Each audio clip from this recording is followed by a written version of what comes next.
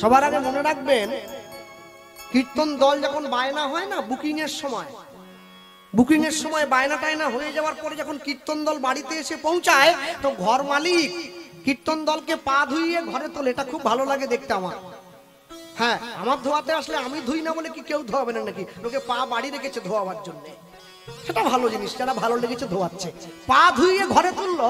এবারে একটা প্লেটে করে 4টে পান, এতটা গুডলি দোক্তা আর সুপারি আর 1 বান্ডিল বিড়ি আর একটা দেশলাই দিয়ে কীর্তন দলের সামনে চলে গেল।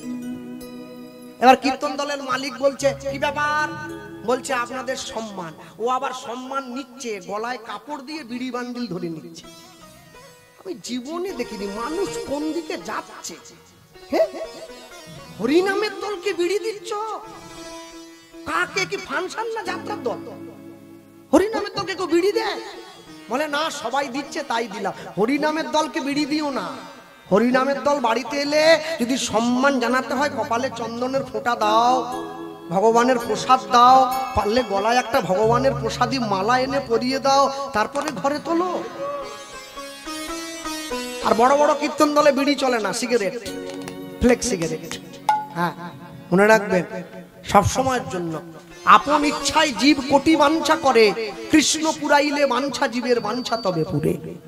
মানুষের চাওয়ার পরিসীমা অনেক, কোনোদিন শেষ করতে পারবেন না। আমার শ্রী গুরুদেব আমায় বলতেন, হ্যাঁ, আমার গুরুবাড়ি নবদ্বীপ, আমার গুরুদেব বলতেন, বলে সকালবেলা ঘুম থেকে উঠে মন যখন ঠান্ডা থাকবে, একটা কাগজ আর কলম নিয়ে বসবি, লিখবি বসে। কি লিখবো? আমার বলে জগতে কি আছে। শুরু কর। বলে কি? বাড়ি আমার থেকে শুরু কর। বাড়ি আমার, গাড়ি আমার, ছেলে আমার, মেয়ে আমার, টাকা আমার। তাহলে গুরুদেব ওরকম লিখতে গেলে তো একটা কাগজ কি, এক দিশটা তো শেষ হয়ে যাবে। বলে সব লিখবি, আর শেষে এটাও যোগ করবি, 10 মিনিটের জন্য পিংলা থেকে সবঙ্গের অটোয় উঠে বলে অটোর সিটে রুমাল রেখে দিয়ে বলে সিটও আমার। সিট কি তোমার? ও তো কোম্পানির। বলে না, আমি রুমাল রাখলাম, যে রুমাল রাখলে বলে সিট তোমার হয়ে গেল। সবার শেষে লিখবি কি, আমি কার। তারপর জিজ্ঞাসা চিহ্ন। সব যদি আমার, তাহলে আমি কার? বলে ওটা তো বলতে পারবো না। বলে বাড়ির লোককে গিয়ে জিজ্ঞাসা করবি, বউ ছেলে মেয়ে সবাইকে বলবি আমি কার। বলবে আমি কারো নয়, শুধু তুমি মরে গেলে তোমার LICর টাকাটা আমার, তুমি আমার নয়। সরকার বলে দিয়েছে। হ্যাঁ, পলিসিতে গ্যারান্টার নমিনি যে থাকবে, কর্তা মরে গেলে নমিনি টাকা পেয়ে যাবে। বাড়ির লোক টাকা ভোগ করবে। কিন্তু গত পরশুদিন আমার ওখানে একজন মা মারা গেছে, তার ছেলের সঙ্গে আমার দেখা হয়েছে। আমার হাত ধরে বলছে, আমার মা মারা গেছে, তো তোর নিমন্ত্রণ রইল। আমি দেখ, তোরা তো মাছ টাছ দিয়ে শ্রাদ্ধ করবি, তা আমি যাবো না, তবে তোকে একটা কথা বলি। বলে কি বল? তোর মা মারা গেছে, তুই কোথায় গেছিলি? বলে ঘি আনতে গেছিলাম, হবিষ্য করবো। বলে পায়ে চপ্পল পরেছিস কেন? পায়ে জুতো কেন পরেছিস? হ্যাঁ, মায়ের জন্য উত্তরীয় পরেছিস, স্থান পরেছিস, গলায় তেউনি নিয়েছিস, চুলে তেল নাই, গায়ে ক্রিম নাই, পায়ে চপ্পল পরেছিস কেন? বলে রাস্তা দিয়ে হেঁটে গেলে না মোরামগুলো বড্ড পায়ে ফোটে, ওই জন্য চপ্পল পরে নিয়েছি। পাগল ছেলে। হ্যাঁ, 10 মাস 10 দিন তোর মা তোকে গর্ভ মাঝে রেখেছিল, যে কষ্ট করে তোকে জন্ম দিয়েছে, আর তুই সেই মায়ের ছেলে হয়ে মা মরে গেছে, মায়ের জন্য 12 দিন অশৌচ পালন করবি, বিনা চপ্পলে হাঁটতে পারছিস না। যেই বলেছে সে খুলে দিয়েছে। বলে হাতে নিতে হবে না, বাড়ি চলে যা, কার্ডকে পাঠিয়ে নিয়ে যাবে। যে মা তোকে নিয়ে এত কষ্ট করেছে, তুই সেই মা মরে গেছে বলে পায়ে জুতো পরে নিয়েছিস। মায়ের জন্য একটু ভাব। সারা জীবন তো নেচে গিয়ে কাটাবি, এরপর তো মায়ের ছবিতে ধুলো পড়ে যাবে, ধূপও দিবি ঠিক মতো। বলে না, মা দুম করে চলে গেল। মা চলে গেল নয়, মা বেঁচিয়ে গেল, আরো আগে যেতে চাইছিল।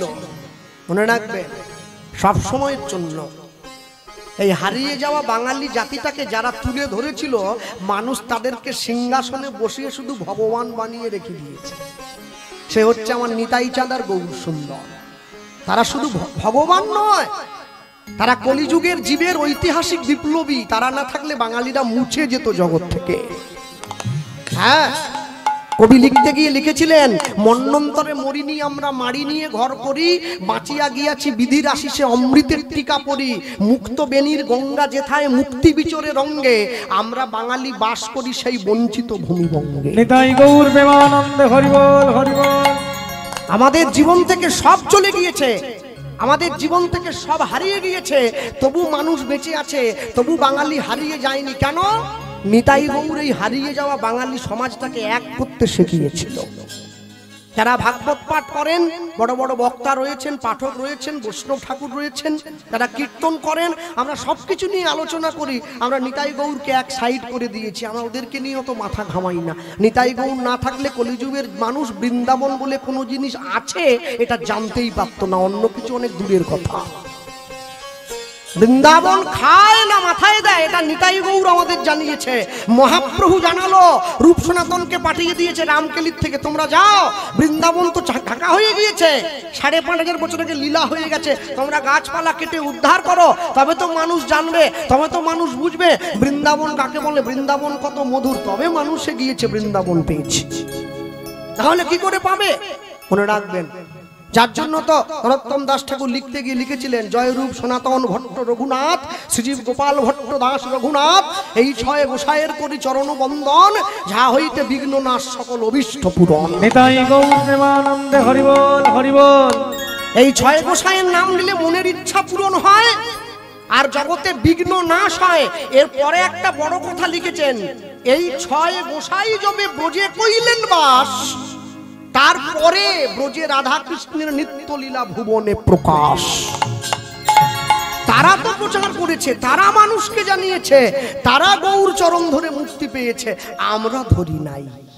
আমরা ধরেছি ওই নাম মাত্র ধরেছি আর কি।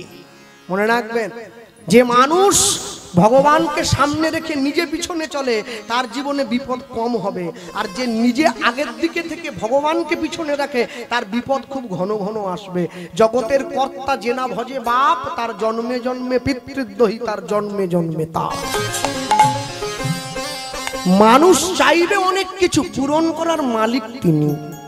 তিনি যদি পূরণ না করেন, জগতে মানুষ চেয়েও কোনো কিছু পূরণ করতে পারবেন না। আমি বলো আর কবে নিতাই চাঁদ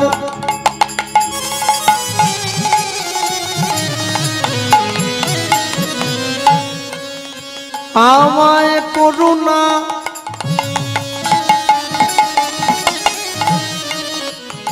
আমায় করুণা করুণা আমায় করুণা করিবে। আস্তে, গতকালকে কীর্তন হয়েছে তো সন্ধ্যেবেলা, সকলে শুনেছেন? হ্যাঁ, মনে রাখবেন, সব সময়ের জন্য কীর্তন শুধু কথা নয় যে ভালো ভালো কটা কথা বলে বাড়ি চলে গেলাম, গানটাও সুরে গাইতে হয়। ঠিক মতো গানটা না গাইলে আনন্দ আসে না। বলো আর কবে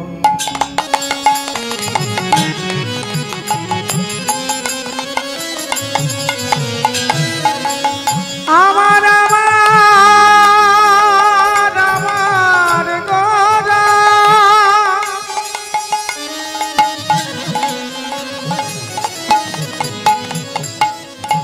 বলো আর কবে নিতাই চাঁদ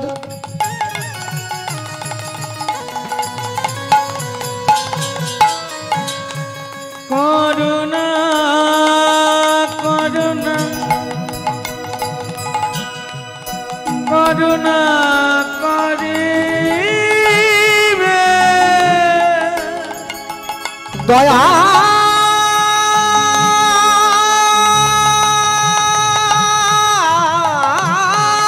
নিতাই আমার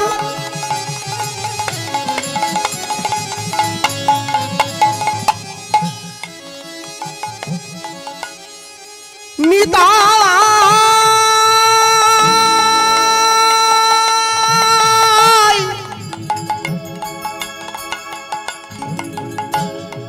নিতাই আমার নিতাই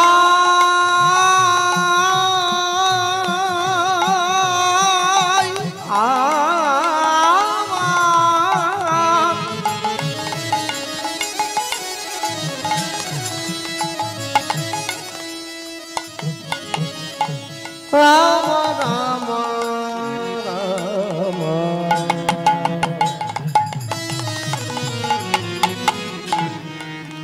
আমার আমার দয়াল নিতাই আমার বলো আর কবে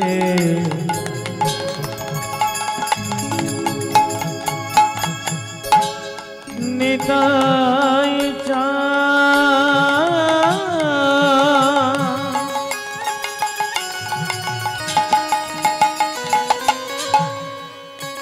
বল করুণা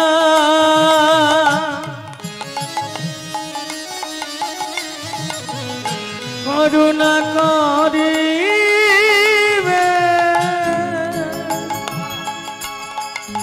করুণা করিবে বল করুণা করিবে ওগো সংসার বাসনা মোর কবে তুচ্ছ হবে ওগো সংসার বাসনা কবে তুচ্ছ হবে ওগো বিষয় ছাড়িয়া কবে আমার শুদ্ধ হবে মন কবে হাম হেরাবো সেই মধুর বৃন্দাবন বলি কবে হাম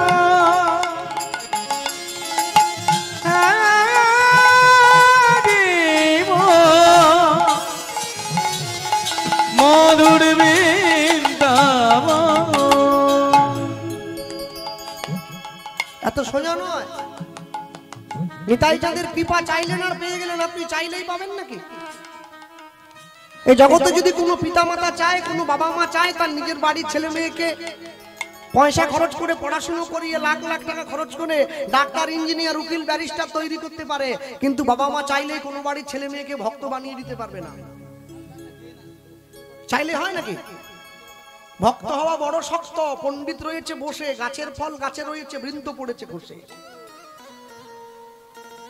যারা আমরা কীর্তন করে বেড়াচ্ছি এই গোটা পশ্চিম বাংলা ঘুরলে কম করে 1 লক্ষ কীর্তনিয়া বেরিয়ে পড়বে ছোট মিলিয়ে আমার মতো ছোট আমার থেকে বড় তার থেকে বড় 1 লক্ষ কীর্তনিয়া আরো বেশি তো কম নয় ও বলছে আরো বেশি ভালো করে খোঁজ নিয়ে দেখলে দেখবেন এই 1 লক্ষ যে কীর্তনিয়া বেরিয়ে পড়েছে এদের মধ্যে 90,000 কীর্তনিয়ার এখনো গুরু দীক্ষা হয় নাই আমার গুরুদেব বলছে 99,500 যাদের গুরু দীক্ষা হয় নাই যারা সদ্গুরু চরণে আশ্রয় নেয় নাই যারা তিলক করে ডিজাইনের মতো করে লবঙ্গ দিয়ে ফুটি ফুটি ফুটি ফুটি করে এদিকে লাল এদিকে নীল এদিকে হলুদ এদিকে সবুজ কি পাঁচাল গান নাকি হ্যাঁ কীর্তন করতে হলে গুরু দীক্ষা আশ্রয় করতে হবে গুরুচরণ আশ্রয় নিতে হবে বেশিরভাগ কীর্তনী এদের সঙ্গে আমার পরিচয় আছে আমি গিয়ে হাত ধরে বলি ভাই কদিন হলো গাইছো বলে আমার অনেক দিনের অভিজ্ঞতা 15 বছর কীর্তন গেছি তুমি কতদিন বলে আমি অল্প দিন নিরামিষ খাও বলে না না নিরামিষ খেলে গান গাওয়া যায় নাকি আপনি জানেন কত দম লাগে গান গাইতে গেলে তা কি খাও বলে শিঙি মাছের ঝোল খাই অফ সিজনে লাউ ডাঁটা দিয়ে শিঙি মাছের ঝোল খেয়ে কীর্তন করতে যায় দুধ খাওয়া ভালো কিন্তু যে দুধে সাপে মুখ দিয়েছে ওইটা মানুষ খেলে মরে যাবে কারণ তো বিষ হয়ে গেছে তাই যে গুরু দীক্ষা নেয়নি আমিষ ভোজন করে কীর্তন করে তার মুখে হরিনাম শোনা ওই সাপে বিষ দুধ দেওয়া ওই দুধের দুধ দেওয়ার মতো ওটা খেলে মানুষের কল্যাণ হবে না ওটা খেলে মানুষের অকল্যাণ হয়ে যাবে এত কীর্তন বেড়েছে এত হরিনাম বেড়েছে এত মানুষে মানুষে গায়ে গা লেগে যাচ্ছে পাড়ায় পাড়ায় মোড়ে মোড়ে ঘরে ঘরে অষ্টম প্রহর নিশি প্রহর মানুষের কল্যাণ হচ্ছে না কেন বলুন তো